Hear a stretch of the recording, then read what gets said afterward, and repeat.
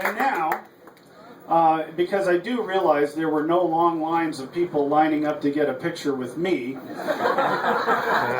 I will introduce our U.S. Senator Scott Brown to say a few words. Thank you, Scott.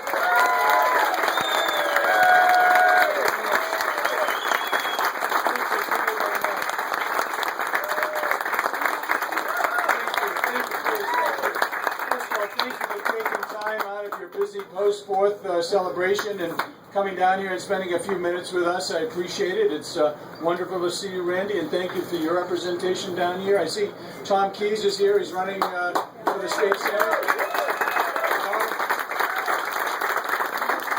I know there's a lot of local selectmen and other officials here. Thank you all for that service. Being a former selectman, I remember like it was yesterday what that was like, and it was a very, very rewarding time in my life. And I want to just thank our business owners here in the plaza for allowing us to kind of disrupt things for a few minutes.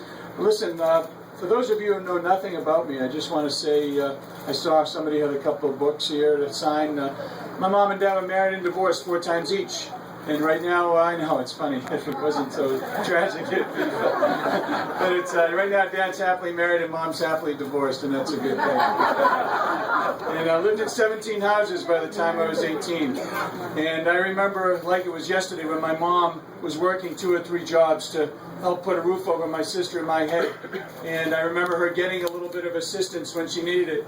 There wasn't a lifelong entitlement, it was something that was there as a safety net. And I've been working very hard when I look at things like LIHEAP, which is fuel assistance for folks that can't afford to heat their homes. I remember what it was like to get that helping hand, and that's why I'm out advocating and trying to make sure we also have those opportunities for people who need a helping hand. Just want to find a way to pay for it. Because right now, trust me, the federal government is not a good steward of your money.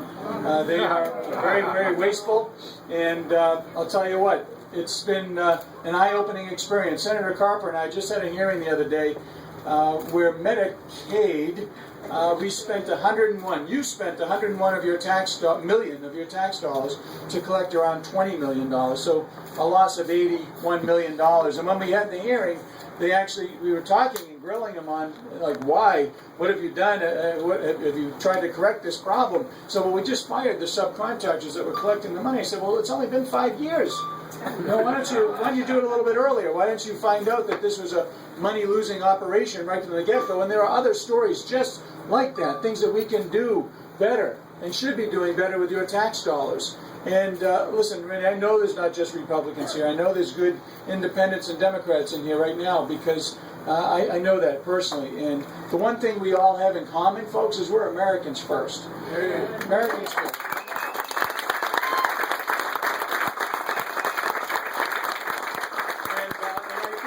Important to note because we are in deep trouble. We're in a fiscal and financial emergency. We're borrowing 43 cents on every dollar. When I went down there, $11.95 trillion national debt. It's up to over 15.7 and rising.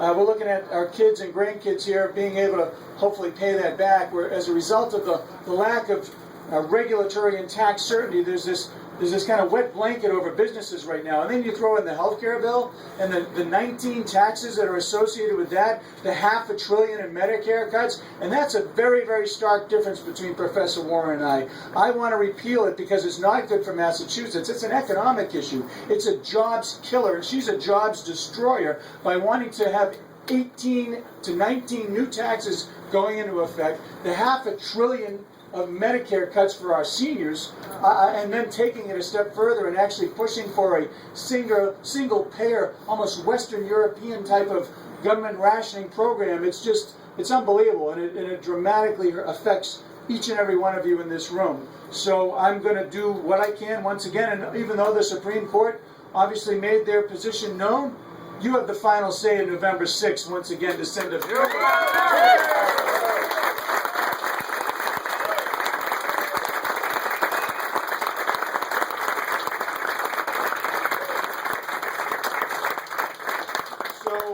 Listen, I know you could be doing other things. I would encourage you to do a few things. Get on scottbrown.com, sign up, let us know what you're doing. Let us know how you can help. We have obviously offices down here. We have phone banks signed up. We have sign location needs. Take a bumper sticker. We have them. Put them on your cars.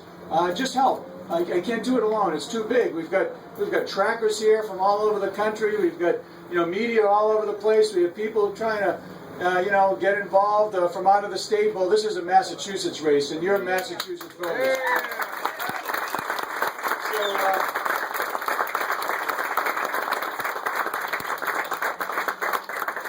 You're going to make the decision, not the outside groups, not the outside money, not the outside interest groups. You are going to get out on November 6th and make a very, very powerful statement to let them know that you want an independent voter and thinker down there. You want someone who's the second most bipartisan senator down there, solving problems, looking at our economic needs, moving our country forward. You don't want a rock thrower, a self-proclaimed rock thrower, someone who wants to leave blood and teeth on the floor. You want somebody like me who's been down there, working across the aisle, pushing our country forward. Because imagine if there were 100 rock throwers down there. We'd be in the same position we're in right now. People just banging heads and not going out and getting things done, because we're in deep trouble, folks. And we need to work together right now in this moment in time to get our country moving forward. And that's what I'm going to do. That's what I'm doing now. That's what I'm going to do again. And I can't do it alone. It's just too big. So I want to thank you all. There's some folks I haven't met. I want to thank you all for coming down. So please come on up. A handshake and a hug, and we'll put you off back to the beach and back to your families. Thank you very much.